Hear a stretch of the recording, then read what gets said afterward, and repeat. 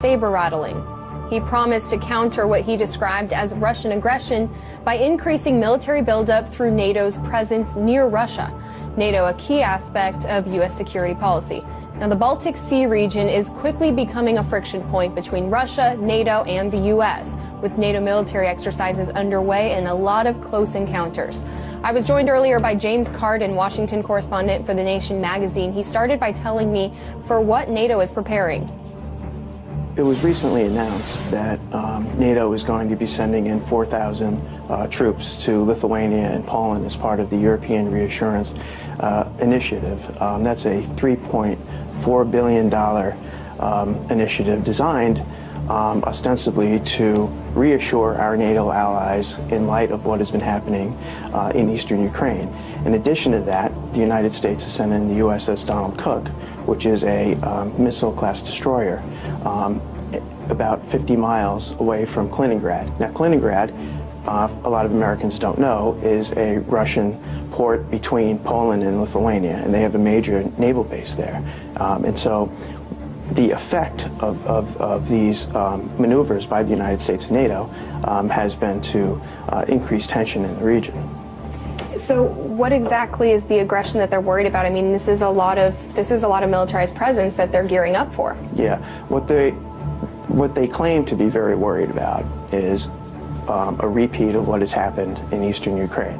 The entire Europe must calm down in the knowledge that the Pentagon would do anything in order to protect Europe from Russia. On Monday, the Pentagon deployed a pair of F-22 fighter jets to southeast Romania in an effort to deter hypothetical Russian aircraft. The US Air Force aircraft arrived at the airbase on the Black Sea, less than 400 kilometers away from the Russian military stronghold of Sevastopol on the Crimean Peninsula. The US Air Force has deployed F-15 Eagle air superiority fighter aircraft to Iceland and the Netherlands. Several NATO countries as well as non-members, such as Finland and Sweden, are sending planes to Estonia for the first massive Air Force exercise to feature civilian airport aimed at training for interception of aircraft losing contact inside Finnish airspace. The two-day exercise called Ramstein Alo-1 will kick off at the Estonia's Amari Air Force Base next Thursday. It will be involving warplanes and air crews from Belgium, Spain, and Poland, as well as non-NATO members such as Finland and Sweden.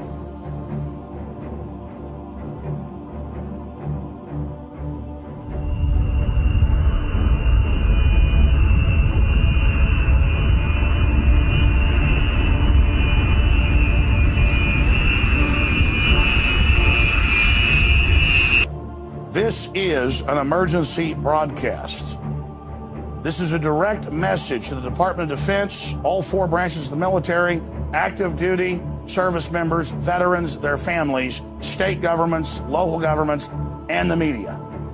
We are going to display 100% irrevocable proof that there is a global move, not just here, but all over the world, to militarize police and to put standing armies on the streets to suppress the population and to carry out political operations. It seems strange that at the same time when we have huge military drills, military hardware movement, and FEMA training in the US, in Europe we have 600 members of various European military forces recently conducted an exercise in the German North Rhine province ready to be deployed in the event of civil unrest or war. Why in the world Italy's streets would be patrolled by Chinese police? That shows a very strong message that Vatican will be partially protected by China during a major crisis. Finland Defense Minister Jussi Niinistö said Russia doesn't pose a threat to his country. But then why would Finnish government send a reminder to 900,000 soldiers to prepare for war with Russia? Because it's a mind game tactic used by the mainstream media. On top of that, additional 40 guided multiple launch rocket systems and warhead rockets worth $150 million sold to Finland, just in case NATO stockpiles military hardware in Norway. So we have what are called pre-position gear, both in caves and on ships, and it allows forces from the United States to come out and fall in on gear that is already forward deployed versus bringing all that gear with us. M1A1 tanks, amphibious assault vehicles, artillery, and logistics equipment support NATO allies. So any gear that is already forward deployed both reduces cost and speeds up our ability to support operations in crisis. So we're able to fall in on gear that is basically ready to go and respond to whatever that crisis may be. It always takes time to deploy forces to a certain area. When you have material, equipment, pre-position, you can fly in the personnel and you will be faster ready to conduct operations. So that's always an advantage to have that pre-position in stocks in Norway. The equipment will support Exercise Cold Response 16 starting later this month. We fit easily together when we are operating. The last 10-15 years we have been operating together in Afghanistan and other places. And when you move to Norway, you will always operate in 3 dimensions because we have a long coastline, we have land territory and the air. President Obama is back at the White House this morning after a week in the Middle East and Europe. Air Force One touched down Monday evening at Joint Base Andrews outside Washington. We spoke with the president yesterday in Germany in a wide-ranging interview. He had just announced 250 more American troops will go to Syria. They will help in the fight against ISIS, also known as ISIL. Us dismantling ISIL is a priority, and although we are not going to be sending ground troops in to fight, we are going to try to find out what works and then double down. And one of the things that's worked so far is us putting special forces in for training and advising of local forces, but also intelligence gathering. Let me pivot to China. Your Secretary of Defense has been in the region. How aggressive do you see the action in the South China Sea? And do you worry that they will cross some line in which you'll have to respond more aggressively? I've been consistent since I've been president in believing that a productive, candid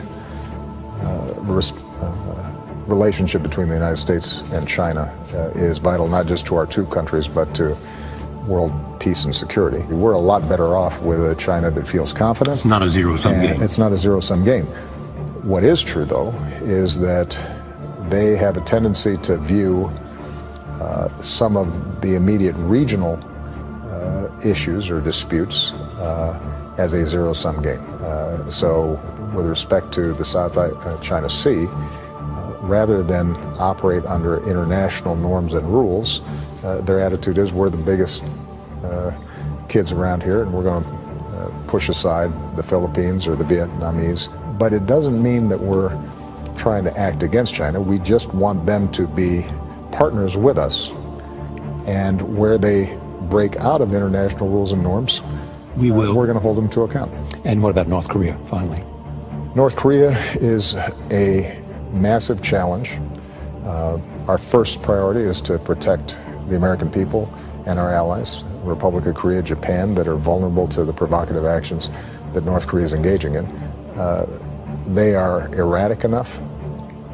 Their leader is personally irresponsible enough that we don't want them getting close. But it's not something that lends itself to an easy solution. We could obviously destroy North Korea with our arsenals, but aside from the humanitarian costs of that, they are right next door to our vital ally, Republic of Korea. One of the things that we have been doing is spending a lot more time positioning our missile defense systems so that even as we try to resolve the underlying problem of nuclear development inside of North Korea, we're also setting up a shield that can at least block the relatively low-level threats that they're posing right now. President Obama has launched the U.S. most massive military buildup close to Russian and Chinese borders. This piece of information clearly shows a very strong message of the beginning of a major conflict between major superpowers such as NATO, Russia, and China. As you're watching this video, we have missile defense shields being set up and being installed in Israel, in North Korea, Eastern Europe, and Russia. When United States is testing its new intercontinental ballistic missiles, we have Canada asking to join US missile shield to enhance national security. Canada has suggested it may join the US missile defense shield. Then we have the installation of the US missile shield in Eastern Europe along Russian border. Russia has opposed US and NATO plans to deploy anti-missile systems close to borders with Russia. Washington says that the anti-missile system would not threaten Russian security. Russia will restore a missile attack warning station near Crimea to counter an increasing NATO activity in the Black Sea. We have 4,000 cruise missiles pointed at Putin that would enable Obama to deliver precision-guided non-nuclear airstrikes anywhere inside Russia in less than an hour. When Putin calling Obama's new missile shield in Eastern Europe along Russian border a direct threat, we have Poland setting up a new missile shield. And then we have Romania setting up a new missile shield. We have US anti-missile base in Poland put by Obama, and in Kaliningrad we have Putin threatening to put nuclear missiles there. We have Putin activating S-400 defense systems all around Russian border with Eastern Europe, and we have nuclear missile systems patrolling Moscow streets. We have Norway and the US planning to establish a new military radar post in Vardø, Finnmark, in addition to the already existing US Globus 2 radar system. Let me show you on the map where all the missile defense shields are being set up and being installed in Eastern Europe. Just look at this map.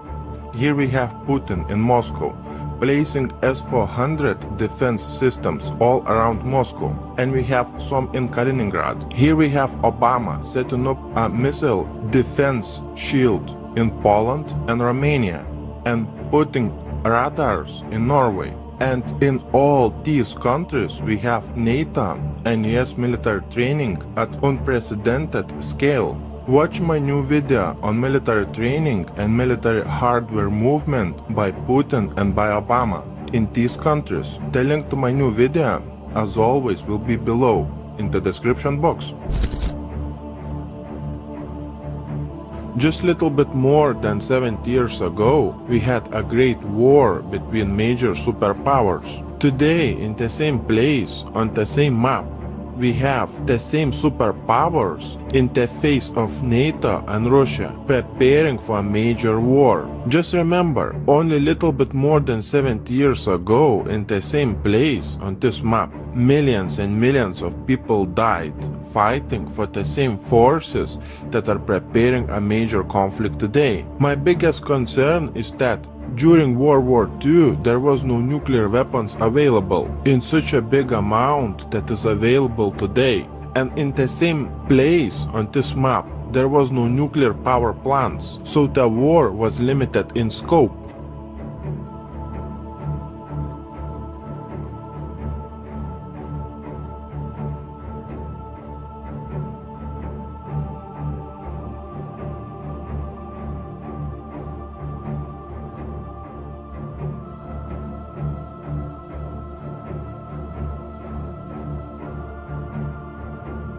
While the Allied forces lost hundreds of thousands of citizens during the course of the conflict, at least 27 million Soviets were killed during what's known in Russia as the Great Patriotic War.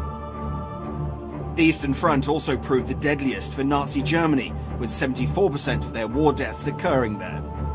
Almost every single Soviet family suffered the horrors of this war. Only 37% of all men drafted to the front line survived till the end of the conflict. Now I want you to pay close attention to this information.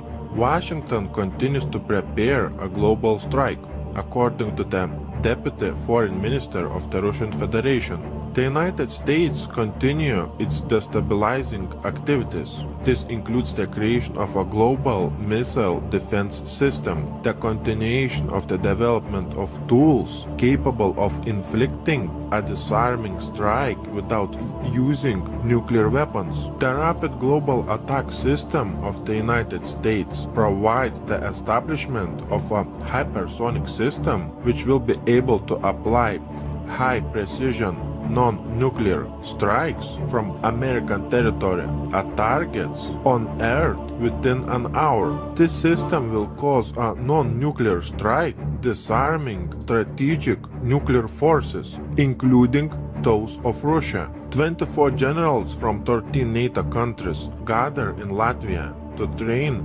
joint operations. We are prepared to fight and win if we have to. NATO's focus will expand from assurance to deterrence, including measures that vastly improve NATO's overall readiness. Lithuania is hosting large-scale military exercises involving the country's forces as well as soldiers from other NATO member states. Another Baltic state, Estonia, started a major military drills involving NATO troops in the country's regions near the Russian-Estonian border. NATO is deploying an additional 4 battalions of 4,000 troops in Poland and the 3 Baltic states. Do you remember when we had in the news saying that NATO would deploy 4,000 troops to the Baltic states? And when the next day that figure increased to 40,000 NATO troops being deployed to the Baltic states. Poland is set to double size of its armed forces. The Polish army will be bigger. We envision a substantial increase in the size of the army by at least 50%. Poland's armed forces, which currently have around 95,000 personnel,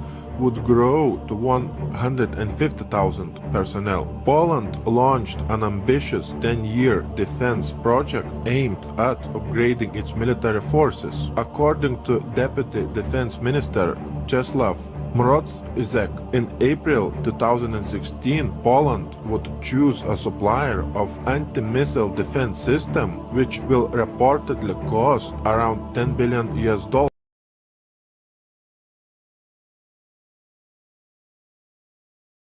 on its military upgrade over the next 10 years. Poland's military modernization program includes a missile defense shield, anti-aircraft systems, submarines, combat drones, armored personnel carriers. The Georgian army has begun the 2-week Nobel partner military exercises together with American and British forces. We're already going under a form of martial law. So let me show you some of the news we already went to in our earlier report. Then I'll go to a smattering of the other evidence right here. Much of it from the Department of Defense's own website. You have massive military gear being cached, armored vehicles, machine guns, helicopters, night vision, Humvees, with the police departments around the country. California has gotten the majority of it, along with Oklahoma and other areas to population. Texas has gotten double what California's gotten, and we have 10 million less than them. Oklahoma got basically double what California got, even though the crime rates are very low, because it's about suppressing the patriot population, just like they have on the map in Jade Helm showing Texas, Utah, and other areas as hostile. This is pre-caching to fight real Americans that won't go along with gun confiscation, you name it. Now, when you see Infowars.com articles I'm going to show you, you can go directly to the site, click on it, and go to the Department of Defense's site. DoD training manual, extremist founding fathers would not be welcome in today's military. Close quote. Army-sponsored report suggests new police force. That's WorldNet Daily. What's that out of? A stability police force for the United States, RAND Corporation. This is the martial law plan. that I've been covering for 18 years. War gear flows to police departments, New York Times. Feds preparing to invade Texas, list state as hostile. They are preparing, not saying they're going to invade or take over. They are preparing for the takeover. And that's in the John Warren Defense Authorization Act of 96, 97. They admit for insurrection by legislatures and governors. They just hope, just like Obamacare, you don't actually go read this stuff.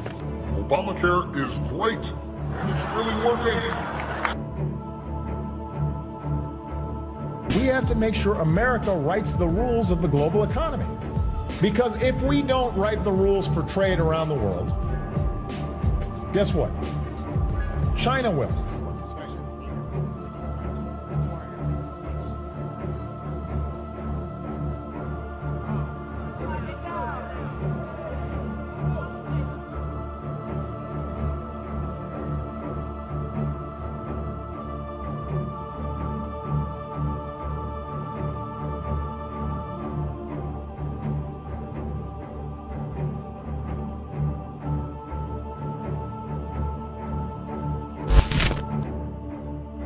Why in the world we would have such strange things happening on the land of freedom?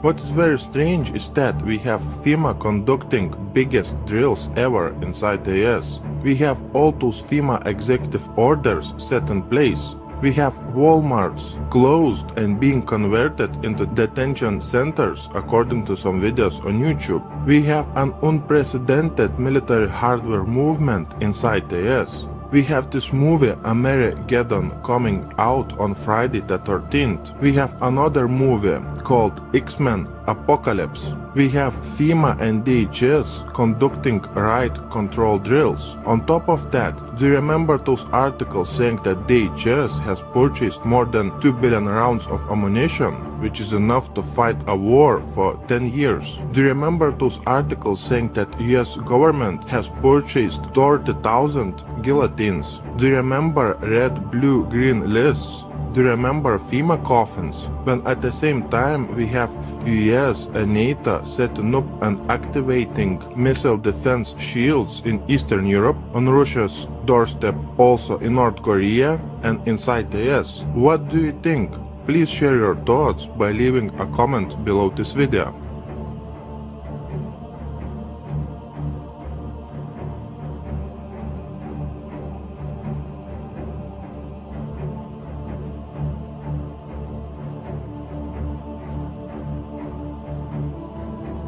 Members such as Finland and Sweden are sending planes to Estonia for the first massive Air Force exercise to feature civilian airport aimed at training for interception of aircraft losing contact inside Finnish airspace. The two-day exercise called Ramstein Alo-1 will kick off at the Estonia's Amare Air Force Base next Thursday. It will be involving warplanes and air crews from Belgium, Spain and Poland, as well as saber rattling.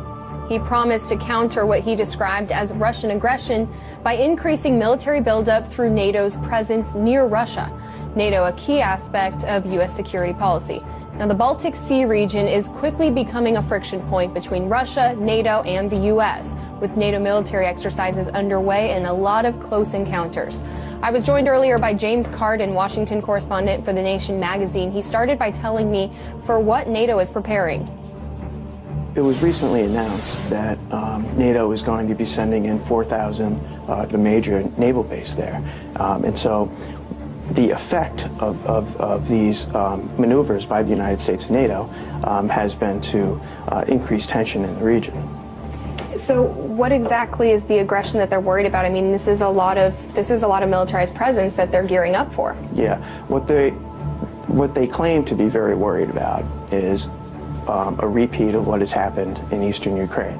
The entire Europe must calm down in the knowledge that the Pentagon would do anything in order to protect Europe from Russia. On Monday, the Pentagon deployed a pair of F-22 fighter jets to southeast Romania. in an effort to deter hypothetical Russian aircraft. The US Air Force aircraft arrived at the air base on the Black Sea, less than 400 kilometers away from the Russian military stronghold of Sevastopol on the Crimean Peninsula. The US Air Force has deployed F-15 Eagle air superiority fighter aircraft to Iceland and the Netherlands. Several NATO countries as well as troops to Lithuania and Poland as part of the European Reassurance Initiative. That's a $3.4 billion initiative designed ostensibly to reassure our NATO allies in light of what has been happening in eastern Ukraine.